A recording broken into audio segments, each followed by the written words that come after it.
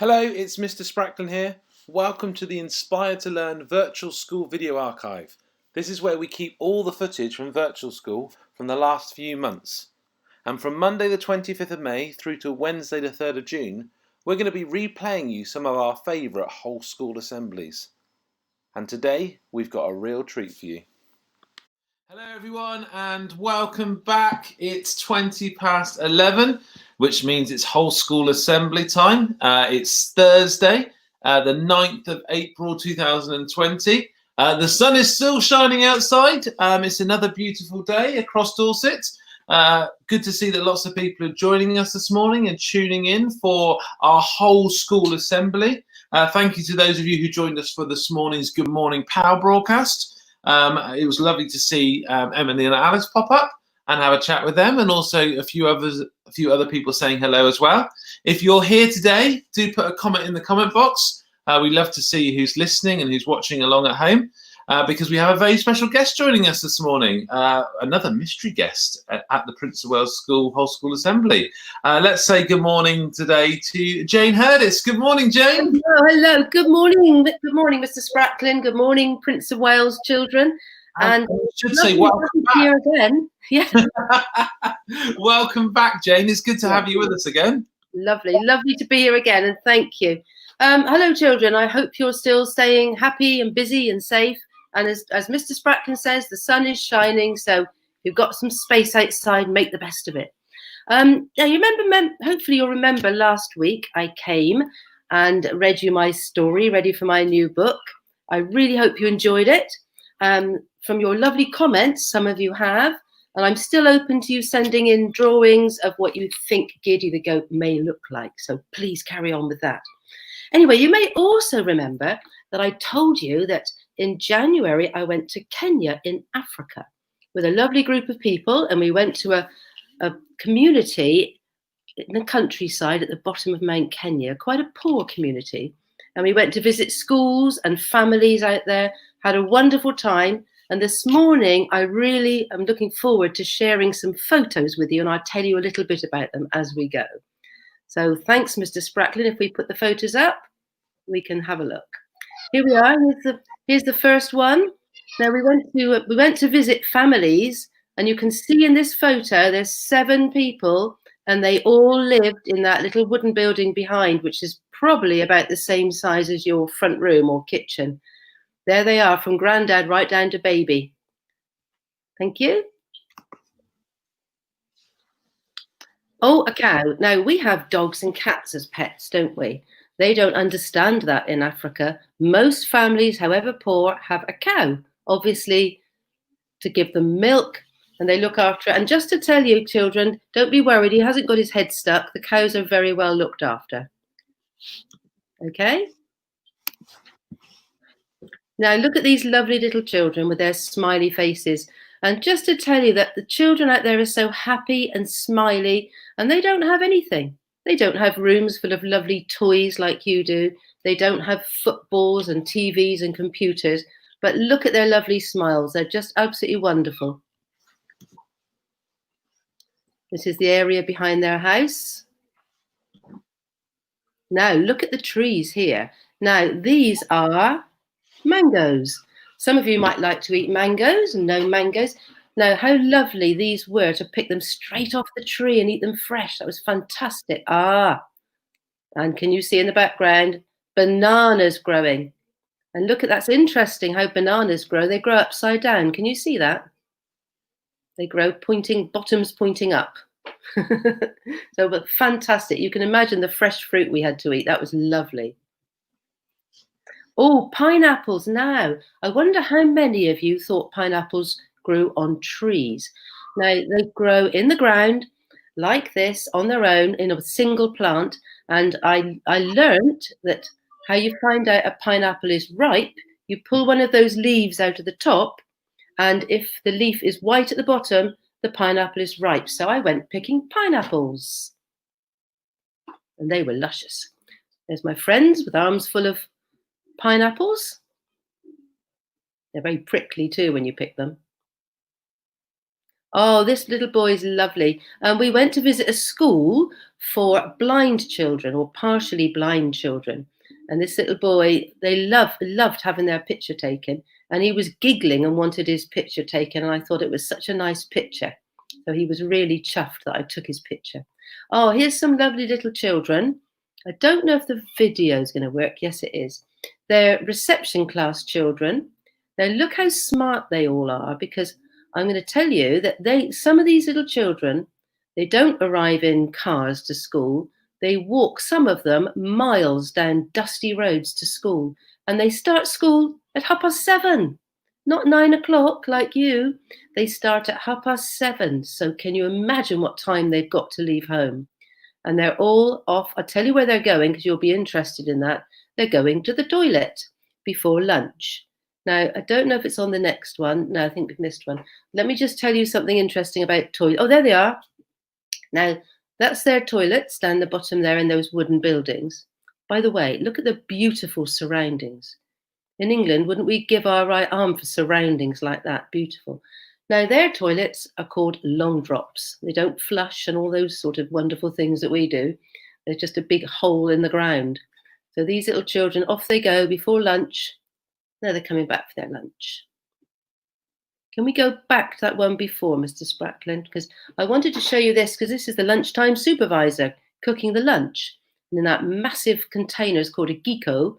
And in there's maize and rice and beans, all stirred up, ready for the children to have a healthy lunch. Okay, thanks. Now, here's a lovely reception class where I spent quite a bit of time. And all these little children, they have a very bare classroom. They don't have lovely classrooms like you've got at the Prince of Wales with wonderful resources and colours. They have a very few books and tables and chairs and a blackboard at the front. Can you see those mugs in their hands? For their morning break, they don't have a fruit break. They have a big mug of what they call sour porridge. It's very salty porridge, which wasn't to my taste, but it's a very healthy snack for them.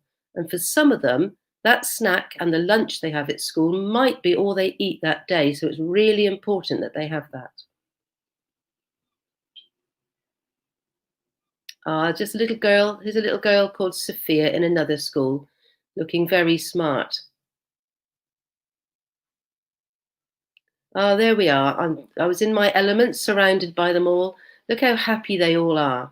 And they're having their snack. Now, you might notice some of them have got knitted balaclavas on. Oops, back we go a minute. And woolen jumpers. And you can see from me in the middle, it was actually quite warm out there. But of course, out there, at later in the year, it gets really, really hot. So some of them were feeling the cold here, which was quite hard to understand. I had a great time there. I taught them head, shoulders, knees, and toes. They loved that. Oh, here's a little girl practicing, because out there the ladies carry their babies around them in a sling. You don't see them walking around. There's no buggies or prams. And she's practicing with her dolly. So she's got it wrapped around her neck, practicing for when she's grown up. And here's a lovely lady with an older child with all such beautiful, colourful clothes. And that's her little shop behind her. A lot of them have got little shops by the side of the road. This was lovely. We went to another school and I went with about 17 other volunteer people, and we set up a fun day, a bit like your sports days. And we arranged all these activities like egg and spoon race and three-legged race and throwing hoops. And these children all had the most wonderful day. And so did we, but we did get very hot.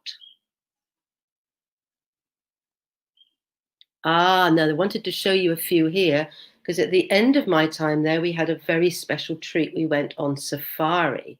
Wow, what an experience to see these wonderful animals up close. So there's a beautiful elephant. And look how close we are able to get to them. And giraffes, when you see them in real life up close, the pattern on their coats is absolutely amazing. Oh, I loved this giraffe. This giraffe was very curious, looking down at us as if to say, "What are you doing here?" Oh, there's a lovely lady doing what I said, carrying her baby in her sling. And the people out there love to be photographed. Beautiful giraffe. It's absolutely lovely. Ah, no, we were very lucky to see this lion because there weren't many lions about that day. He just crossed the road and I managed to get a picture. There he is again. Now, the elephants are wonderful family creatures. They always gather in families. Look at that little one. Can you see the little one in the middle? Oh, just back a minute. That's right. That little one in the middle is apparently only about 2 or 3 months old. Can you see how they're all looking after it? And on the next one, there's one helping the little one across the road. Now, if we saw an elephant crossing the road, we had to keep right back because it's their land and we were the guests, so we had to respect that. Now you can see from this one, look at the vehicles. Those are the kind of vehicles that we travelled around in, like trucks where the roof lifted up so we could see the animals better. And you can see how close we were able to get. Now, it was all very safe, but we were told that if an elephant starts flapping his ears and trumpeting and looking a bit agitated, it was probably a good idea just to move on a bit quickly. So we definitely took that advice. Another lovely elephant. Ah, now look at this monkey. This was the doorstep of the place we stayed when we were on safari. Now we had to be so careful to shut our doors because these monkeys got inside some people's rooms and they would take things, take anything at all. People lost handkerchiefs and clothes and all sorts of things. So we had to be really careful because once the monkey's taken it, that's it. And the zebra, I didn't see many zebra, but we're lucky to catch that one. Another giraffe looking through the trees. Ah, no, this is interesting. This is a tribe called the Samburu Tribe, near where we went to safari. These people live in a natural tribal village and they very kindly let us come and visit them. They did a dance for us, they sang to us, they welcomed us with open arms. And then at the end, we bought some jewellery that they made. If we look at the next one, I think, oh yes, now some of you may have heard of a Maasai warrior. This is a Maasai warrior with his stick. And see the cloak he's got on? That is the traditional Maasai red check cloak the Maasai warriors wear. Ah, no, yes, the next one. These are the houses that that particular village live in. Now look at that. Can you see what it's made of? It's made of galvanized metal, sticks, and on the top, paper. It might look a bit like, some of you might make models from papier-mâché. It looks a bit like that, but because it's mostly dry, they don't need a cover. When it does rain, apparently they pull a big sheet over the top. And the families live inside that house. We all got to go in, which was very exciting. And it's not just the family that lives in there, it's their goats as well. There's the little school children. They're taught in the village until they're about 8 or 9, and then they go off to school. And they don't come back until they've finished their education.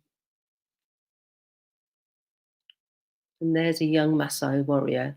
There he is in his traditional robe. There's me with the school children, and there's the goat behind. And families out there, they haven't got a lot of money, but instead of money, they've got goats. So if a family's got a lot of goats, that means they're very rich. The goats are very important.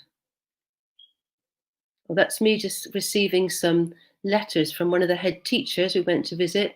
The children wrote some letters for me to bring back to England to give to school children here. Now I need to show you this little boy. He's called Gabriel. And when we went, you might remember him from that first picture. He lives in that family with 7 people. And when we went to meet him, he asked us for a dictionary. And we thought, what a lovely thing that was to ask for. He didn't ask for anything more because it's very important for the children out there to learn English because that gives them life chances when they get older. So this little boy really wanted to study his English because they get a chance then to possibly move out of their villages and maybe go on to colleges or university. So that's a picture of him. He was so chuffed with his dictionary. Oh, another little group of school children. And can you just see how smart they all are? They all make such an effort when you consider they've all walked miles from a very poor place. So they make such an effort with their uniform.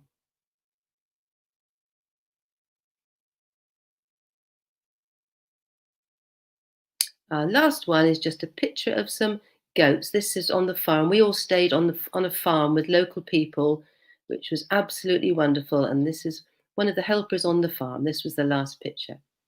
Thank you. I really hope you've enjoyed seeing those. That's been absolutely wonderful to hear about your adventures, Jane, and to see all those fantastic photos. We've got a few people saying hello this morning. We've got the Scott family who are saying hello. Thank you so much for tuning in, guys. We have Kalani and Oscar who have enjoyed hunting for Lego this morning. That was one of our... Well done, you two. Well done. Lots of people saying hello. Mrs. Long has said that they're watching at the Prince of Wales School, back at school. So thank you guys for tuning in. Hello from Orson and Ursula who are watching.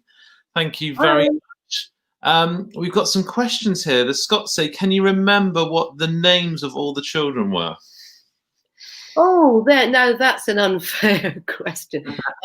I do remember some. Interestingly, they some of them have very English names, but some of them have names I wouldn't remember. But I do remember some of them. And I'll just tell you something about children. I actually am sponsoring 2 children that I met out there. So here's an example. One's called Blessing. So a lot of the girls have quite religious names like Blessing and Hope and Charity, which are really nice. So my little sponsored child is Blessing, and the boy's called Alexander. So there you can see the cross-section of English and natural names. But I don't remember them all, sorry. Kalani asks, why do some children have no hair? Which I think is an interesting observation. I think it's clear to see some differences, Jane. Well, a lot of them, we asked that question, and a lot of it is hygiene, keeps them clean, but also it's the heat. Because, I mean, later in the year it's so hot, and a lot of the children had no hair for that reason.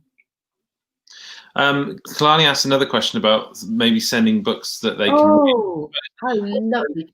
I suppose the question would be, how can we help? Would be a good...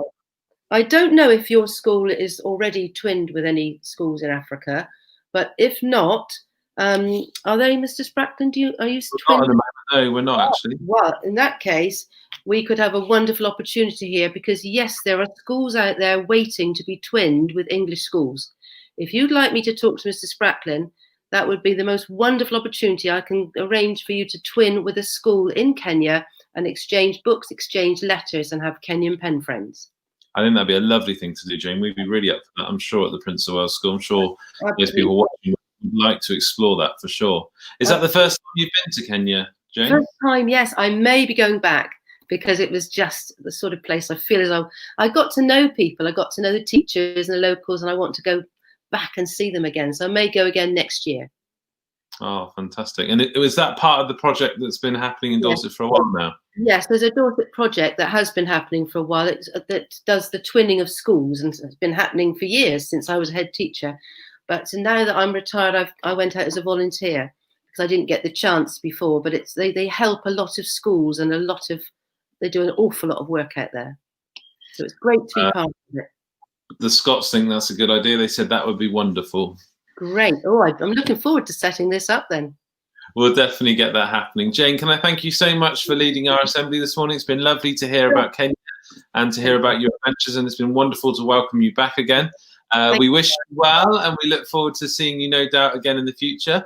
And when you're back at school, you will have to come in and we'll set that Kenya link up for sure. I'd love to do that. Thank you very much. Bye-bye, everyone. Thank you. And thank you, everyone who's been watching. We'll see you all at 4 o'clock for our next broadcast for Today at POW. Thank you, everyone. Goodbye. Thank you.